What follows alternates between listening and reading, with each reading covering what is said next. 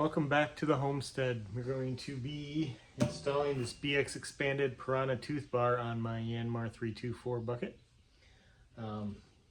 Hopefully we'll get most of this in here. Kind of had a unexpected death of a lamb today on our farm, so got to get it buried. If anybody's ever tried to dig with a smooth bucket, you know, it doesn't always work the greatest. This is supposed to really help it out. So we'll see how this does. Wanted to kind of get a before trying to dig with the smooth bucket, but that's not going to happen because it's kind of in a time crunch here. Hopefully we'll get some of me digging with this. This is how we install it. I'm just using a 15/16 socket and adjustable wrench. Take the bolts off and put them back in. It's going to look like it's going to be a pretty simple install. So we'll get going on that. All right, we'll try to get you a good angle here. My bucket, kind of cleaned it up a little bit. You can see I've been using it. Last I was doing was scooping in some compost with it. So let's get this bar on here. It is heavy duty. The thing probably weighs 30-40 pounds all by itself. Nice powder coat on it. So let's see what we're doing here.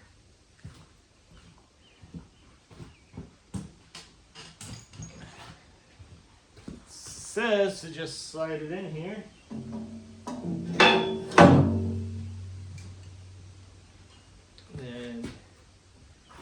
Says take a rubber mallet or a piece of wood and tap it in there. Make sure you got it locked in there pretty good.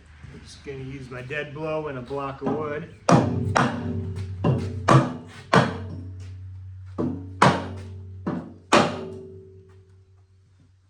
that's on there pretty good. Now all we got to do, take a mark our holes right here, if you can see that. Give you a close-up view there. You can see the holes right here. Mark them. Taking a step bit to drill out the holes and then bolt it in. Pretty simple. It comes with all the directions. I ordered it with the step bit just so I didn't have to dig for one or try to go get one. It came with everything. So I'm going to mark those out and we'll get drilling. Just using a contrasting color so I can actually see it.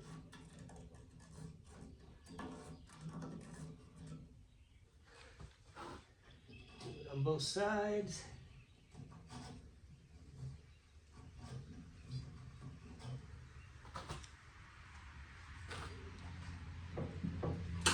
Pop that thing back off. Watch your fingers, and it's pretty heavy.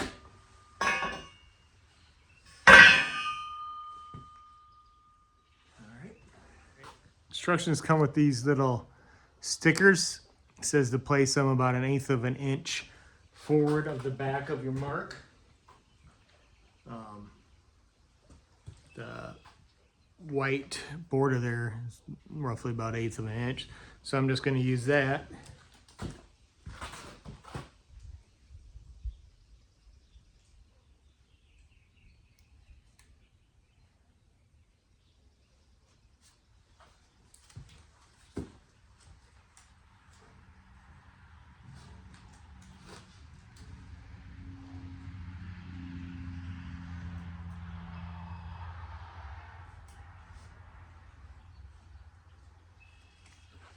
And then just take a punch, mark your spots. It says drill a little pilot hole with a smaller bit, and then use your step bit to drill out the holes to 3/4 of an inch.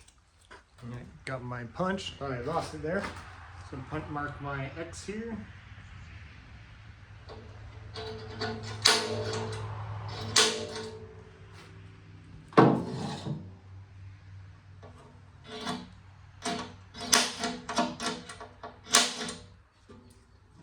I'm just going to leave the X's on there and drill through them so my mark's in the right spot.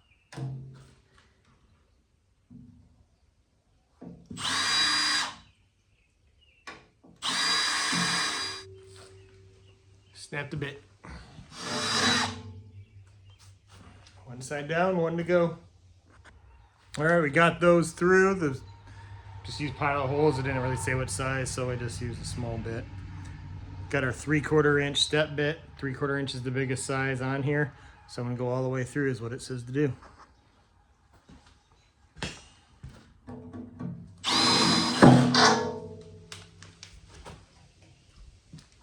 all the way through there. Just went through one drill battery doing it. Gonna get this thing put back on there.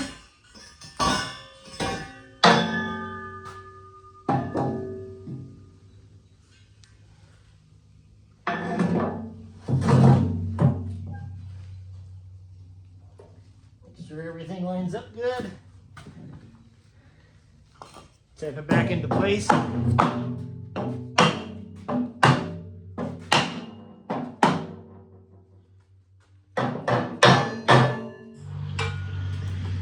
Alright, it says to put the bolt head on the outside and the nut on the inside. I don't know why, I'm just going to follow the directions and do it that way. Get her tightened down and get to work.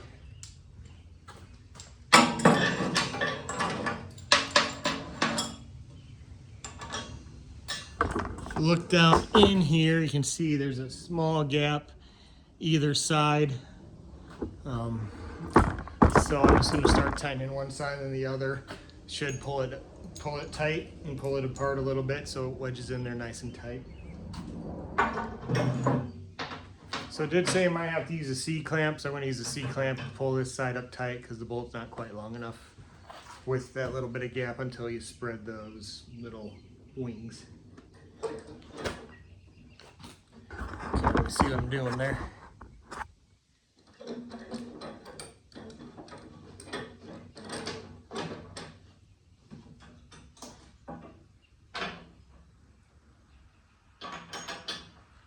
No, all I did was just pull that wing out to the edge of the bucket here so I can get this nut on here.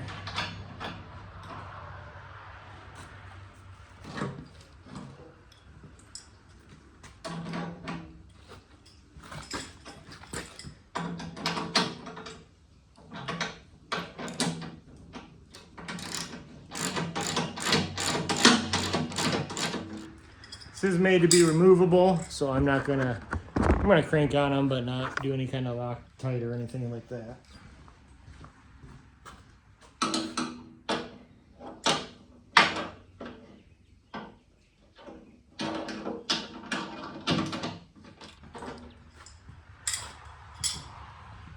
All right. See, now it pulled that gap that was in there away. Did that on both sides. Now it's locked in there. See, it's getting pretty dark out. Try to get some footage of it digging here. Got to dig out in the pasture, dig a pretty deep hole to get this lamb buried. Wife did take it to the vet. I was at work. Took it in to see if it was savable or not, and wasn't very good news. So we had it ended its suffering, but because of the chemicals, we have to bury it kind of deep. Wasn't gonna make her take it all the way back home, have her put it down or anything when I was at work and I couldn't get home in time. So to minimize the suffering of the lamb and make my wife not have to suffer putting it down, we just had the vet do it. So this is what we got to do. See the nice sunset back there? Got a nice view of that. This is beautiful country out here. See her out here in the pasture. Got a low spot I've been filling in anyway, slowly but surely when I get dirt, when I'm digging out holes and stuff, moving some from our fill pile. You can kind of see back up in there. So see how this cuts. See, you've got some nice 3-foot tall pasture grass, prairie grass going out here. Yes, be jealous of my pasture. It is very nice. So you can see where I dumped a little bit of fill dirt. So what I'm going to do is just dig a hole here, dig it about as deep as I can get with this thing. Then I might grab a little bit of that fill dirt, put it on top. Just don't want anything digging this up, just for the mess, and it'll get poisoned with whatever chemicals they use to put the lamb down. If it's a coyote or something, I'm not going to be too terribly sad about it because I don't want to mess it with the live ones. But I'm going to do my part and try to do this responsibly. So have fun listening to the tractor noises here.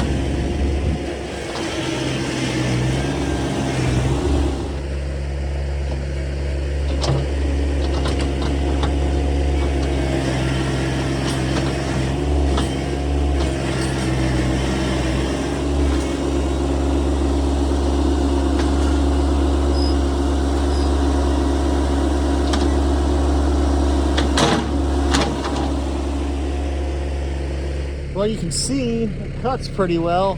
My limiting factor here is traction. Got about 4 or 5 inches of rain here in the past few days, and with this long grass, it's just spinning.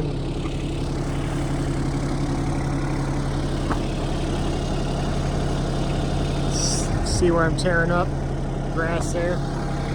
So, put those HIDs on my tractor there, and man, they're bright. So I'm gonna have to do the rest by hand. Maybe get a shot of just digging into the dirt pile. It's cutting pretty good. It's just, like I said, I can't get any traction even with the 4-wheel drive.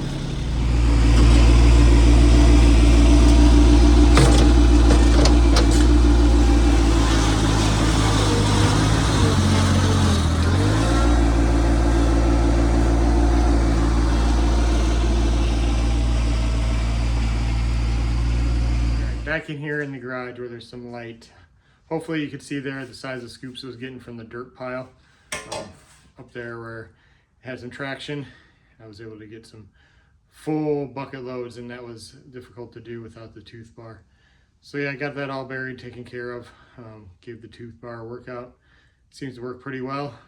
Like I said, your biggest limiting factor is going to be the traction on your tractor. It's still considered a compact. It's a big compact, but it's still considered a compact. So maybe if I had my weight box on the back, might have got a little bit better traction. It got down about 18 inches, I think, on its own there. The thing doesn't have that deep of a digging capacity anyway. Used a good old-fashioned shovel to get down another couple feet. I don't know how on those movies and TV shows when they're burying bodies, they just and throw the dirt like it's nothing. They're obviously not burying anybody here in the Midwest, because yeah, it's not that easy. So hopefully you guys got a good idea of how to install the BXpanded tooth bar on the Yanmar 324 and SA series. See how it works. I think it does make a difference. Like I said, I was in a hurry, had to get this done, couldn't really do a comparison, but I got 114 hours on that tractor, and most of it's been moving dirt or moving snow. Makes a big difference with that piranha tooth bar on there digging. Pretty sharp, because even when I was using that piece of wood there to tap it onto the front of the bucket, it's digging into the wood. So hopefully, maybe found this a little informative. Wasn't the best of circumstances. Nobody likes losing livestock. I heard on a podcast I listened to, if you have livestock, eventually you're going to have dead stock. Goats, we had the lambs in with the goats. One of the goats has horns, it's a young one. Don't know if it got annoyed, thought it was playing or what, but it gored the small little ram we had. It was unfortunate. Like I said, my wife took it to the vet. Didn't have the best outlook, so we decided to end its suffering. Had to bury it. It's life on a farm. It's not all sunshine, roses. It's a lot of manure and dead things, and you got to deal with it. It's really frustrating. Yeah, it's sad. I feel more just upset at myself, because you always rethink things, think you could have done something different. Guess not put them in with the goats. I thought the goats came from a place where they had all sorts of other goats, dogs. I don't think they had any sheep. Goats, dogs, ducks, geese. There was another 50 animals around them with them all the time. They've been on their own now for 6 months, 9 months maybe. So maybe that was the difference. I don't know. Hindsight's always 20/20. So got the other lambs separated. Maybe once they get bigger, because these sheep are going to be like 3 times the size of these goats. Once they get bigger, maybe they'll put the goats in their place. We'll play by ear, see how things go as they get older. Hopefully we'll have a flock of sheep going, maybe a flock of goats. I have to keep them separate. Not ideal to do that, but we'll see as things go. Well, thanks for joining us tonight on the homestead. Hopefully you learned a little something. Please like and subscribe. Help build this channel. Hopefully I'm giving you some kind of information or entertainment, or something to pick at. But I'm not doing that great. Either way, you're watching, so please keep doing that. Thank you very much.